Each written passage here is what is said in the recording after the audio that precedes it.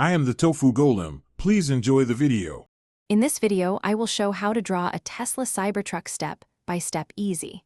Begin by drawing a long, low rectangle for the body, then add a slanted trapezoid at the front for the cabin. Place a straight ground line and mark wheel centers as guides. Keep shapes simple and light, and focus on proportion before adding details to build a solid foundation for the rest of the drawing. Now refine the wheels and wheel wells with confident strokes to make your truck sit firmly. Use ellipses when the truck tilts in perspective and keep circles clean for a straight side view. Carve smooth arches into the body for the wells, checking spacing between wheels and bumpers. Small adjustments here dramatically improve realism and stabilize the whole composition, so take your time to align everything before detailing.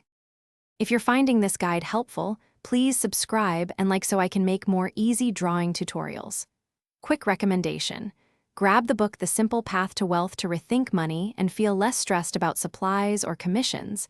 It pairs surprisingly well with creative hobbies. Check the description for the link and other deals if you want to pick it up. Thanks for the support. Now let's get back to the video.